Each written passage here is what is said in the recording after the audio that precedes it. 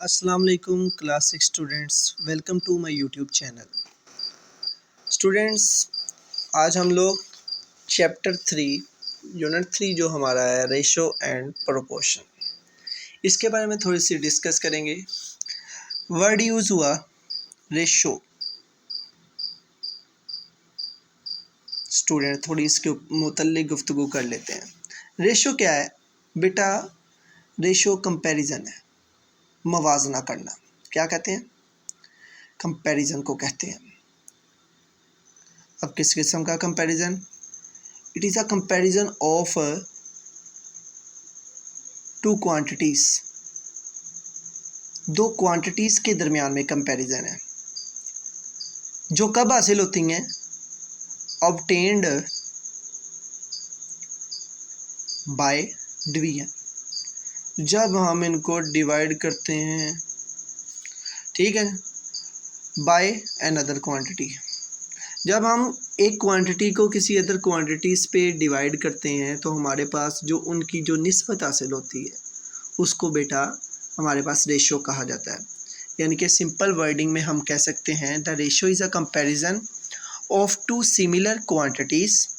Ratio क्या है? हमारे पास कंपैरिजन है टू सिमिलर क्वांटिटीज़ का obtained by dividing one quantity by the other, जो कि हमें तब हासिल होते हैं जब हम एक क्वांटिटी को किसी दूसरी क्वांटिटी पे डिवाइड करते हैं। तो ये हमारे पास रेशो की सिंपल सी एक कह लें डेफिनेशन बनती है। आगे इसका कुछ सिंबल भी तो होगा, हर चीज़ की कोई ना कोई अलामत होती है। तो मेरा बच्चा, हमारे पास जो रेशो की अलामत है वो ये है, इसको रेशो कहा जाता है। इसी को उर्दू के अंदर निस्बत भी कहा जाता है, ठीक है। अब मैं आपके सामने दो नंबर फॉर एग्ज़ाम्पल लिख रहा हूँ। मैं लिखता हूँ कि मुझे कोई कहता है कि the ratio of 6 to 3 is. मुझसे कोई पूछ लेता है कि भैया 6 और 3 की रेशो फाइंड करो, तो मैं क्या करूँगा? इन दोनों को भैया इस सिंबल के यूज़ करने से लिख दूंगा। मैं लिख दूंगा रेशो की अलामत डालकर इन दोनों को जब मैं लिख दूंगा तो ये मैंने क्या किया? कंपैरिजन किया। पहला स्टेप एक ऑफ टू क्वांटिटीज़। दूसरा स्टेप भी क्लियर हो गया कि दो क्वांटिटीज़ को ये रेशो की निस्बत से कंपैरिजन में लिखा जाता है। अब तीसरा क्या है?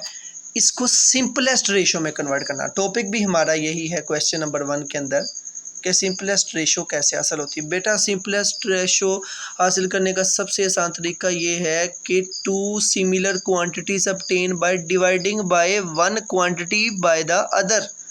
कि हम अगर हासिल करना चाहते हैं सिमिलर रेशो तो हमको क्या करना पड़ेगा? इन दोनों क्वांटिटीज़ को किसी ऐसे टेबल पे डिवाइड करना पड़ेगा जिस पे ये सिमिलर हो। अब उसके दो तरीक़ेकार हैं। एक आपके पास मेथड है जो रवायती तरीका है कि रेशो का मतलब होता है किसी नंबर को डिवाइड करना। अब 3 1 द 3, 3 2 द 6, तो आप 2/1 भी लिख सकते हो और इस 2/1 को ऐसे 2:1 में भी राइट किया जा सकता है। ये बेटा इसकी सिंपलेस्ट फॉर्म। एक और मेथड ये है कि मेरे पास 6:3 लिखा था, तो मुझे पता है कि 3 के टेबल में भी 3 आता है और 3 के टेबल में 6 भी आता है। तो मैं इनको by dividing one quantity to an other quantity, तो ये अदर क्वांटिटी 3 है। 3 1 द 3, 3 2 द 6, तो 2:1।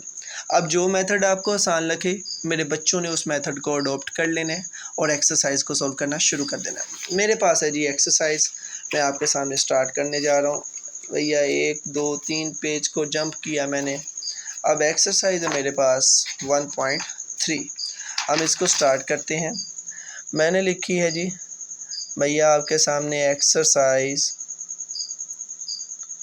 3.1, सॉरी मिस्टेक हो गया कहने में। Question number 1, part number 1, 2:6। Solution करने से पहले स्टेटमेंट रीड करना बहुत ज़रूरी है। Right each of this ratio in the simplest form. तो भैया 2:6 है, मैंने अपने बच्चों को बताया सबसे आसान तरीका क्या है। जब आपने इसका सॉल्यूशन करना है तो आप इसको 2/6 लिख लें।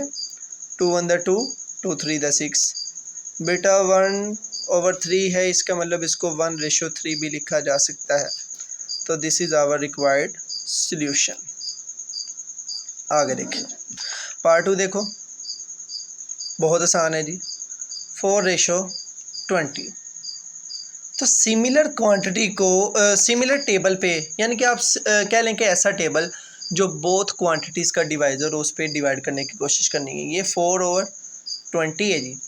4 1 4, 4 5 20, 1/5, तो हम लिख सकते हैं 1:5। ये भी इजी हो गया मेरे बच्चों के लिए। अगली बात देखें जी, पार्ट नंबर 3 है 3:15। तो बेटा जब मैंने सॉल्यूशन करना है तो मैं लिखूँगा 3/15, 3 1 3, 3 5 15, 1/5, इट्स मीन 1:5। आगे देख लें, चौथा पार्ट है मेरे पास 6:2। भैया ये तो पहले वाले का रेसिप्रोकल ही आ गया, वहाँ पे 2:6 था, यहाँ पे 6:2। तो आप लिखें 2/6, 2 1 2, 2 3 6, 3/1, इट्स मीन दैट 3:1। अगर मैं इसी के पाँचवें पार्ट की बात करूँ, मेरे पास लिखा हुआ है 24:4। जब मैं भैया इसका सॉल्यूशन करूँगा तो 24/4, 4 1 4, 4 6 24, 6:1। ये था हमारा सॉल्यूशन। इंशाल्लाह नेक्स्ट वीडियो में अगले क्वेश्चन के लिए मुलाकात होगी। तब तक के लिए खुदा हाफिज़। आपके प्यारे सर शामिक।